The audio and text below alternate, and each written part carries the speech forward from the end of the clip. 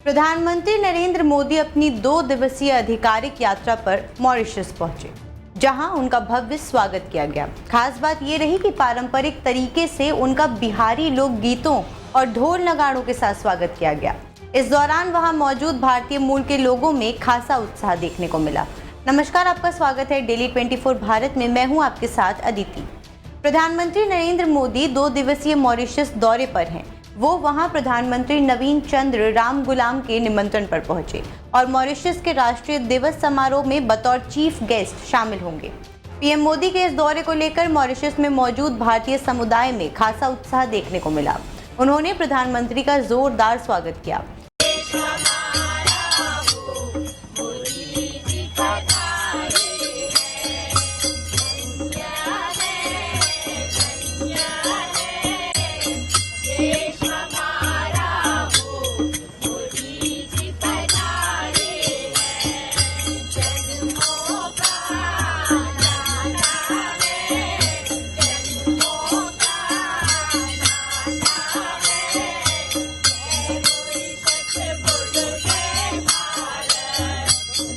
Mauritius में बिहारी पारंपरिक गीत गवाई से स्वागत किया गया। पीएम मोदी आज सुबह ही मॉरिशस पहुंचे, जहां पहले उनका एयरपोर्ट पर भव्य स्वागत हुआ। उन्हें यहां गार्ड ऑफ ऑनर भी दिया गया। इस दौरान मॉरिशस के पीएम नवीन रामगुलाम वहां मौजूद थे। उनके साथ उप प्रधानमंत्री, मॉरिशस के मुख्य न्यायाधीश, नेशनल असेंबली के स्पीकर, विपक्ष के नेता, विदेश मंत्री, कैबिनेट सचिव, ग्रैंड पोर्ट डिस्ट्रिक्ट काउंसिल के अध्यक्ष और कई अन्य लोग भी मौजूद थे। पीएम नवीन ने पीएम मोदी को माला पहनाई और गले लगाकर उनका अपने देश में अभिनंदन किया। जानकारी के मुताबिक प्रधानमंत्री मोदी का स्वागत करने के लिए एयरपोर्ट पर कुल 200 गणमान्य व्यक्ति मौजूद थे, जिनमें सांसद, विधायक, राजनयिक दल और धार्मिक नेता शामिल थे। मॉरिशस में बिहारी परंपरा ने प्रधानमंत्री का स्वागत किया। पीएम का स्वागत करने के लिए पारंपरिक गीत गवाई गाया गया। गीत गवाई एक पारंपरिक भोजपुरी संगीत समूह है जो भारत के भोजपुरी क्षेत्र की महिलाओं द्वारा मॉरिशस में लाई गई समृद्ध सांस्कृतिक विरासत का प्रतीक है। इसके सांस्कृतिक महत्व को मान्यता देते हुए गीत गवाई को दिसंबर 2016 में यूनेस्को की मानवता की अमूर्त सांस्कृतिक विरासत की प्रतिनिधि सूची में शामिल किया गया था। भव्य स्वागत के बाद प्रधानमंत्री मोदी ने ट्वीट किया, मॉरिशस पहुंच गया हूं। मैं अपने मित्र प्रधानमंत्री डॉक्टर नवीन चंद्र रामगुलाम का हवाई अड्डे पर स्वागत करने के लिए आभारी हूं। ये यात्रा एक मूल्यवान मित्र से मिलने और विभिन्न क्षेत्रों में सहयोग के नए रास्ते तलाशने का एक शानदार अवसर है। आज मैं राष्ट्रपति धर्म गोकुल और प्रधानमंत्री रामगुलाम से मिलूंगा और शाम को एक सामुदायिक कार्यक्रम को संबोधित करूंगा। पीएम मोदी की ये यात्रा मॉरिशस के प्रधानमंत्री नवीन रामगुलाम के निमंत्रण पर हो रही। यात्रा के दौरान दोनों देशों में एफिशिएंसी डेवलपमेंट, व्यापार और सीमा पार वित्तीय अपराधों से निपटने के क्षेत्रों में सहयोग के लिए कई समझौतों पर हस्ताक्षर करेंगे। मॉरिशस रवाना होने से पहले पीएम मोदी ने सोमवार को कहा था कि उनकी यात्रा दोनों देशों के बीच संबंधों में एक नया और उज्जवल अध्याय जोड़ेगी। पीएम मोदी मॉरिशस के राष्ट्रपति से मुलाकात करेंगे, प्रधानमंत्री के साथ बैठक करेंगे और द्वीपीय राष्ट्र के वरिष्ठ गणमान्य व्यक्तियों, राजनीतिक दलों के नेताओं के साथ भी बैठक करेंगे। वो भारतीय समुदाय के सदस्यों के साथ भी बातचीत करेंगे तथा सिविल सेवा कॉलेज और क्षेत्रीय स्वास्थ्य केंद्र का उद्घाटन भी करेंगे, जिनका निर्माण भारत की अनुदान सहायता के लिए किया गया है। प्रधानमंत्री नरेंद्र मोदी की मॉरिशस यात्रा को कारोबारी और रणनीतिक कारणों से महत्वपूर्ण माना जा रहा। पीएम मोदी ने सोशल मीडिया पर कुछ पुरानी तस्वीरें साझा कर अपनी 27 साल पहले मॉरिशस यात्रा की यादें साझा की है।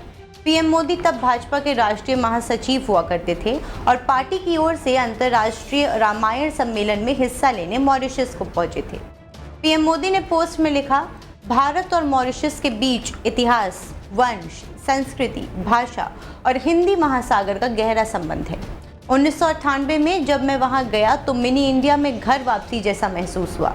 एक सदी से भी पहले हमारे पूर्वज वहां मजदूर के तौर पर गए थे और अपने साथ तुलसीदास की रामचरितमानस, हनुमान चालीसा और हिंदी भाषा लेकर गए थे। एक और रिश्ता है 27 साल पहले नरेंद्र मोदी की पहली मॉरिशस यात्रा। पीएम मोदी 2 से 8 अक्टूबर 1998 के बीच मॉरिशस के मोका में अंतर्राष्ट्रीय रामायण कॉन्फ्रेंस में हिस्सा ले रहे थे। उन्होंने तब वहां अपने व्यक्तित्व में भगवान श्री राम के सार्वभौमिक मूल्यों के बारे में बात की और बताया कि कैसे रामायण भारत और मॉरिशस को एक शाश्वत सभ्यतागत रूप से जोड़ने वाले सेतु के रूप में काम करती है। उस यात्रा में मुरली मनोहर जोशी ने भी उनकी मुलाकात हुई थी। मॉरिशस में 12 मार्च को राष्ट्रीय दिवस मनाया जाता है। भारत और मॉरिशस के बीच समुद्री सुरक्षा, विकास, क्षमता निर्माण में करीबी सहयोग है और लोगों के आपसी संबंध काफी मजबूत हैं। ये नज़दीकी खासकर उन विकास परियोजनाओं में दिखती है जो भारत की मदद से मॉरिशस में बनाई गई है। भारत मॉरिशस का एक प्रमुख व्यापारिक भागीदार है। 2023-24 में मॉरिशस सिंगापुर के बाद भारत में विदेशी निवेश का दूसरा सबसे बड़ा स्रोत है। दोनों देशों ने फरवरी 2021 में एक व्यापक आर्थिक सहयोग और साझेदारी समझौते पर हस्ताक्षर किए थे, जो दोनों देशों के बीच 15 वर्षों की वार्ता के बाद हुआ था। ये भारत और किसी अफ्रीकी देश के बीच पहला व्यापारिक समझौता था। भारत और मॉरिशस सुरक्षा और व्यापार के क्षेत्र में कई समझौतों पर हस्ताक्षर करने वाले हैं। खास तौर पर हिंद महासागर में भारत की रणनीतिक उपस्थिति को मजबूत करने के लिए दोनों देशों के बीच नौसैनिक सहयोग बढ़ाने पर भी बातचीत होगी। बता दें कि पीएम मोदी का यह दौरा बिहार के लिए खास है, क्योंकि वो मॉरिशस से बिहार को एक बड़ी सौगात देने वाले हैं। प्रधानमंत्री मोदी की पहल से बिहार की सांस्कृतिक धरोहर को वैश्विक पहचान मिल रही।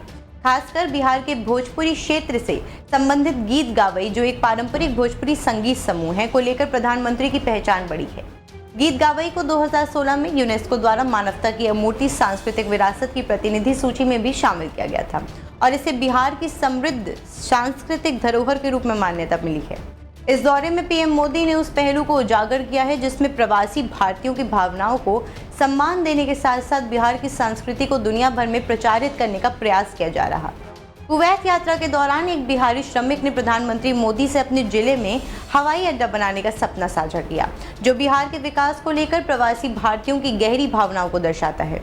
प्रधानमंत्री का मॉरिशस दौरा केवल सांस्कृतिक विनिमय तक सीमित नहीं है, बल्कि ये बिहार के विकास में एक महत्वपूर्ण मोड़ साबित हो सकता है। पीएम मोदी के इस दौरे से जहां मॉरिशस में बसे भारतीयों को नई उम्मीदें मिल रही, वहीं बिहार की सामाजिक और आर्थिक स्थिति को भी एक नई दिशा मिल सकती है। प्रधानमंत्री के नेतृत्व में बिहार को एक वैश्विक पहचान मिल रही है, जो राज्य के विकास की ओर बढ़ते कदमों को और तेज कर सकता है। फिलहाल के लिए इतना ही। आगे की जानकारी के लिए देखते रहें डेली 24 भारत।